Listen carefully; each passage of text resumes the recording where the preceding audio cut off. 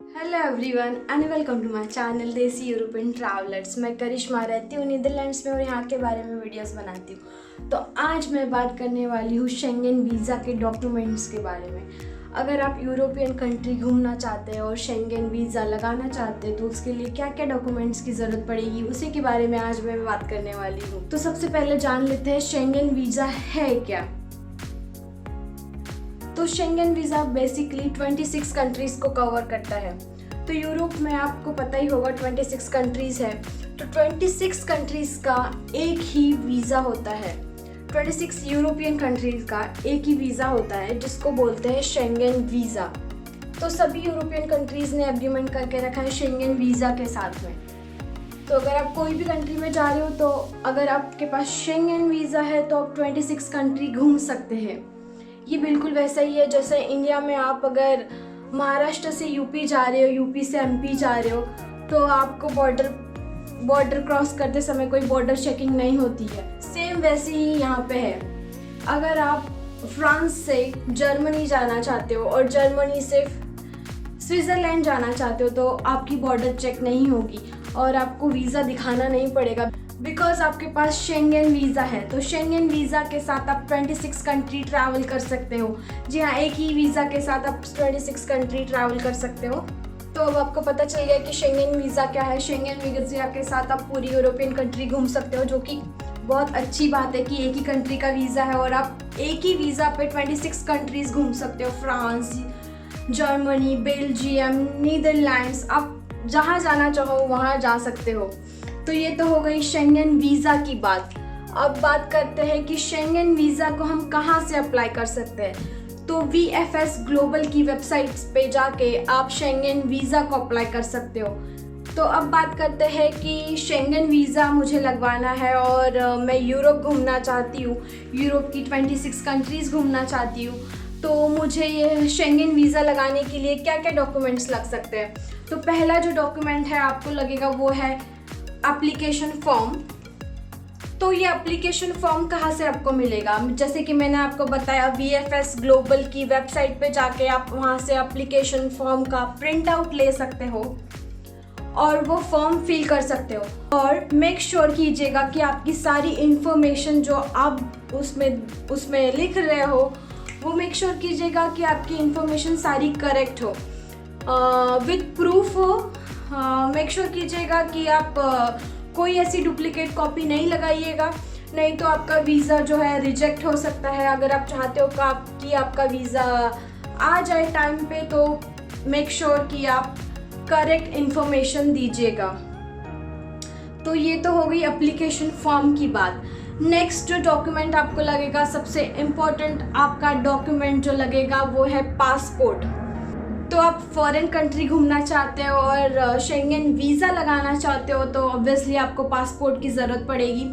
तो पासपोर्ट के टाइम पे आपको ये मेक श्योर करना है 10 साल से पुराना नहीं हो, बिकॉज पासपोर्ट की वैलिडिटी 10 ईयर्स की होती है। अगर आपका पासपोर्ट एक्सपायर हो रहा है तो आप रिन्यू कर लीजिए बिफोर 3 मंथ्स।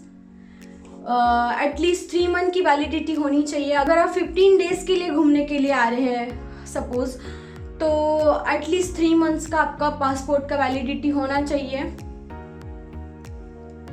और पासपोर्ट के 2 ब्लैंक पेजेस होने चाहिए। तो 2 ब्लैंक पेज इसीलिए होने चाहिए बिकॉज आप शेंगन वीज़ा का स्टैंप लगाएंगे अपने पासपोर्ट पे, तो एक पेज तो आपके शेंगन वीज़ा का स्टैंप में चला जाएगा और दूसरा पेज जो है आप यूरोपियन कंट्री में एंट्री करेंगे तो उसका एंट्री का स्टैम्प, और जब आप यूरोपियन कंट्री से एग्जिट करेंगे तो उसका एक स्टैम्प। मतलब इसीलिए 2 पेजेस ब्लैंक होने चाहिए। एक तो होगा आपका वीज़ा स्टैंपिंग के लिए और एक हो गया आपका एंट्री एंड एग्जिट का स्टैम्प के लिए। तो पासपोर्ट में ये 2 चीज़ आप मेक श्योर कर लीजिएगा, ये बहुत इम्पॉर्टेंट चीज़ है। सेकेंड जो डॉक्यूमेंट आपको लग सकता है वो है रिसेंटली क्लिक पासपोर्ट फोटोज़, जिसका साइज़ एंड जिसका मेजरमेंट जो भी है मुझे एग्जैक्टली पता नहीं है कितना है, वो आप वेबसाइट पे जाके चेक कर सकते हैं। जब आप यूरोप का शेंगन वीज़ा लगवाएंगे तो आप अप्लाई करेंगे तो उसमें स्पेसिफिकेशन में दिया होगा कि पासपोर्ट फ़ोटो का साइज़ कितना होना चाहिए। तो आई थिंक 70 to 80% आपका फेस होना चाहिए एंड आई थिंक 20% आपका रेस्ट होना चाहिए। तो ऐसे कुछ मेजरमेंट्स हैं, आप वेबसाइट पे जाके चेक कर लीजिएगा कि क्या स्पेसिफिकेशन है, उसी के हिसाब से आप पासपोर्ट फ़ोटो बनवाइएगा। तो ये होगी सेकेंड इम्पॉर्टेंट चीज़ आपके वीज़ा डॉक्यूमेंट के लिए। फोर्थ जो आपका इम्पॉर्टेंट डॉक्यूमेंट है वो है ट्रैवल हेल्थ इंश्योरेंस। जब आप यूरोपियन कंट्री घूमने आ रहे हैं, शेंगन वीज़ा लगवा रहे हैं, तो ऑब्वियसली अपनी कंट्री से बाहर है, अगर आपको इनकेस कुछ हो जाता है, कुछ मेडिकल इमरजेंसी हो जाती है, तो आपके पास मेडिकल इंश्योरेंस होना बहुत ज़रूरी होता है इस केस में। इसीलिए मेडिकल इंश्योरेंस आपको डॉक्यूमेंट्स में दिखाना पड़ता है। अगर मान लो आप 15 डेज़ के लिए आ रहे हो, आपका प्लान है 5 तारीख से 20 तारीख तक, तो आप 1 तारीख से भी हेल्थ इंश्योरेंस ले सकते हैं। मेक श्योर कीजिएगा आपका हेल्थ इंश्योरेंस थोड़ा ज़्यादा हो, कम तो बिल्कुल भी ना हो। बात आती है कि आप हेल्थ इंश्योरेंस कहाँ से ले सकते हैं। हेल्थ इंश्योरेंस आप अपनी बैंक से ले सकते हैं या फिर ऑनलाइन भी परचेस कर सकते हैं, जैसे पॉलिसी बाज़ार और काफ़ी है, आप इंटरनेट पर देख सकते हैं, आपको मिल ही जाएगा। नेक्स्ट जो इम्पोर्टेंट डॉक्यूमेंट्स आता है वो है फ़्लाइट टिकट। तो आप वीज़ा लगवाते समय आपके पास आपकी फ़्लाइट टिकट होनी चाहिए कि आप जैसे 15 डेज़ का प्लान कर रहे हैं, तो आपकी जाने वाली फ़्लाइट और आने वाली फ़्लाइट दोनों बुक होनी चाहिए। और फ़्लाइट बुक करते हुए और वीज़ा लगाते हुए एक चीज़ मेक श्योर कीजिएगा कि जैसे आपका 15 डेज़ का प्लान है सपोज़, और 15 डेज़ में से आप 10 दिन जो है फ्रांस में स्पेंड करने वाले हैं, मतलब आप ज़्यादा टाइम फ्रांस में स्पेंड करने वाले हैं, तो उसी कंट्री का वीज़ा लीजिएगा, थोड़ा ज़्यादा बेटर रहेगा। और फिर उसी कंट्री का ट्रैवल टिकट भी लीजिएगा। जैसे आप इंडिया से पेरिस आ रहे हैं सपोज़, तो पेरिस का वीज़ा ही फ्रांस का वीज़ा भी लीजिएगा और फ्रांस की फ़्लाइट भी बुक कीजिएगा। बेसिकली बोलने का मतलब ये है कि आप जिस कंट्री में ज़्यादा दिन रुकने वाले हैं उसी कंट्री का वीज़ा लगवाइएगा और उसी कंट्री का सबसे पहले फ़्लाइट लीजिएगा। नेक्स्ट जो इम्पोर्टेंट डॉक्यूमेंट आता है वो है प्रूफ ऑफ एकोमोडेशन। आप इंडिया से यूरोपियन कंट्री घूमने आओगे, तो आप मे बी हो सकता है आप होटल में स्टे करोगे, या फिर हो सकता है आप हॉस्टल में स्टे करोगे, या फिर हो सकता है कुछ लोग जो होते हैं वो रेंटेड अपार्टमेंट ले लेते हैं। तो इस केस में क्या होता है, अगर आप होटल में स्टे करते हो तो आपको होटल की बुकिंग दिखानी पड़ेगी कि आप इतने नाइट आप फ्रांस में स्टे करने वाले हो, इतने आप जर्मनी में, इतने आप स्विट्ज़रलैंड में। तो ऐसी आपको पूरी आइटनरी बनानी पड़ेगी। तो वो आपको प्रूफ ऑफ एकोमोडेशन में दिखाना पड़ेगा कि मैं इस दिन ये टाइम पे यहाँ पे स्टे करने वाला हूँ, फिर यहाँ से मूव करने वाला हूँ। तो अगर आप होटल में रहते हैं आप तो होटल की बुकिंग दिखा सकते हैं, या फिर आप हॉस्टल में रहते हो तो आप हॉस्टल की बुकिंग दिखा सकते हो, या फिर आप कोई अपार्टमेंट रेंट कर रहे हो तो आपको रेंट का अग्रीमेंट दिखाना पड़ेगा। तो ये होगी प्रूफ ऑफ एकोमोडेशन की बात। इन सब का प्रिंट आउट निकाल लीजिएगा। नेक्स्ट डॉक्यूमेंट की बात कर लेते हैं, वो है फाइनेंशियल प्रूफ। अगर आप इंडिया से यूरोप घूमने आ रहे हैं, इतनी दूर आ रहे हैं, तो आपको फाइनेंशियल प्रूफ दिखाना पड़ेगा। इन केस अगर कुछ ऐसा हो जाता है, मतलब फाइनेंशियल प्रूफ उनको इसलिए दिखाना है बिकॉज आप अपने आप को सपोर्ट कर सकते हो। अगर कुछ हो गया दूसरी कंट्री में जाके, तो आप उनके ऊपर डिपेंडेंट नहीं हो जाएंगे। आपके पास इनफ अमाउंट ऑफ बैलेंस है ताकि आप खुद को सपोर्ट कर सकते हो कोई भी इमरजेंसी सिचुएशन में। इसलिए आपको प्रूफ ऑफ आपका अकाउंट बैलेंस दिखाना पड़ सकता है, आपके फंड्स दिखाने पड़ सकते हैं, आपके पेंशन फंड्स दिखाने पड़ सकते हैं। तो ये दिखा दीजिएगा, ये थोड़ा बेटर रहेगा सेफ्टी के लिए।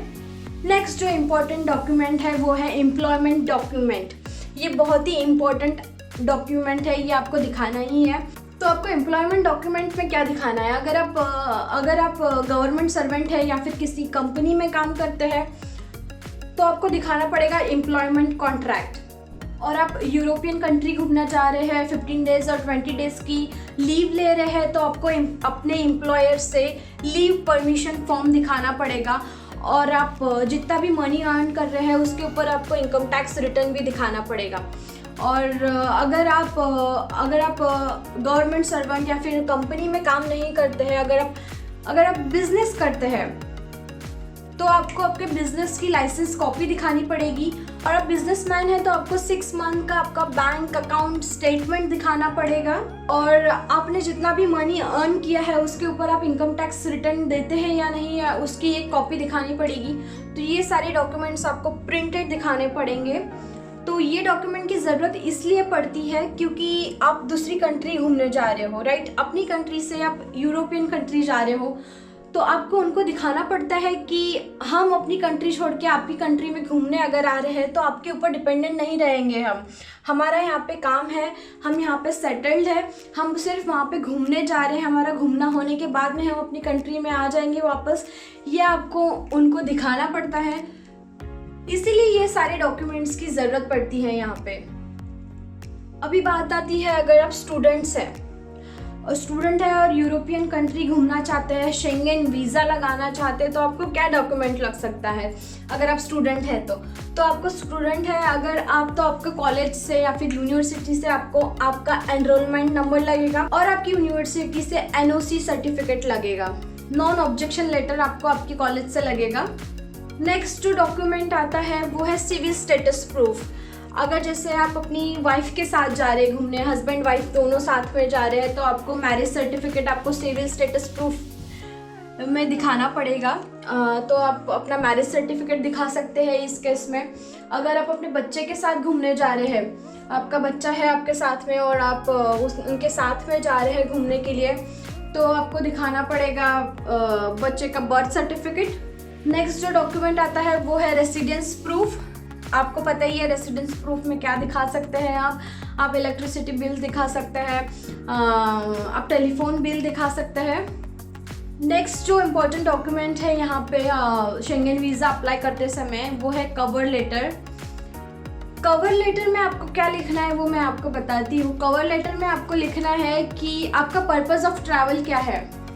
जैसे आपका पर्पस ऑफ ट्रैवल है, आप 15 दिन के लिए जा रहे हैं सपोज, तो आपका पर्पस ऑफ ट्रैवल तो ये हो गया बेसिकली कि आप घूमने जा रहे हैं। तो अगर आप घूमने जा रहे हैं तो आपको उस पर बताना है कि मैं घूमने जा रहा हूँ, और उसमें आपको पूरी आपकी ट्रैवल आइटिनरी पूरी डिस्क्राइब करनी है। जैसे आपने दिल्ली से फ़्लाइट ले लिया फ्रांस के लिए, पेरिस के लिए मान लो, तो आप पेरिस में कितने दिन रुकने वाले हैं, कौन से होटल में कितने दिन रुकने वाले हैं, क्या आपका स्केड्यूल रहेगा पूरा, कि आप सुबह यहाँ से निकले, फिर आप मान लो आप जा रहे हो बस से जा रहे हो, अगर आप फ्रांस से जा रहे हो तो दूसरी कंट्री घूमने के लिए बस से जा रहे हो, कार से जा रहे हो, ये सारा सब कुछ आपको उस पर डिस्क्राइब करना पड़ेगा। आपको सब कुछ डिस्क्राइब करना पड़ेगा विद टाइम विद डेट, बस के साथ जा रहे हो, ट्रैवल से जा रहे हो, कैसे ट्रैवल कर रहे हो, फ्लाइट से कर रहे हो या फिर बस से, ये सब कुछ आपको उसमें डिस्क्राइब करना पड़ेगा। तो ये सारी बातें जो हो गई अभी जो मैंने आपको बताई, ये सारी जो डॉक्यूमेंट्स आपने कलेक्ट कर लिए, like proof of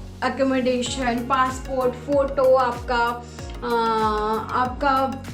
flight ticket, civil status proof, आपका एम्प्लॉयमेंट स्टेटमेंट, आपका बैंक स्टेटमेंट, ये सारी डॉक्यूमेंट्स का प्रिंट आउट ले लीजिएगा, सबका एक बंच बना लीजिएगा। और फिर देन आपको नेक्स्ट अपॉइंटमेंट लेनी है, वो आपको VFS ग्लोबल की वेबसाइट से आप वहाँ पे अपॉइंटमेंट ले सकते हैं। आपका जो भी सिटी से आपके नज़दीक होगा वहाँ का आप अपॉइंटमेंट ले लीजिए। और आप जब अपॉइंटमेंट लेने जाएंगे तो आपका वहाँ पर बायोमेट्रिक भी होगा। तो इसी तरीके से आप वीज़ा के लिए डॉक्यूमेंट्स कलेक्ट कर सकते हैं और अपॉइंटमेंट लेके आप अपना वीज़ा लगवा सकते हैं। तो ये था आज का मेरा वीज़ा एप्लीकेशन के लिए डॉक्यूमेंट्स क्या क्या लगता है उसके बारे में वीडियो। आई होप आपके लिए हेल्पफुल रहा होगा। अगर मेरे चैनल को सब्सक्राइब नहीं किया तो प्लीज़ सब्सक्राइब करिएगा और मुझे इंस्टाग्राम पे भी फॉलो कीजिएगा। एंड आज के लिए सिर्फ इतना ही, और all the best for your journey. And मिलती हूँ मैं आपसे नेक्स्ट वीडियो में। Till then bye.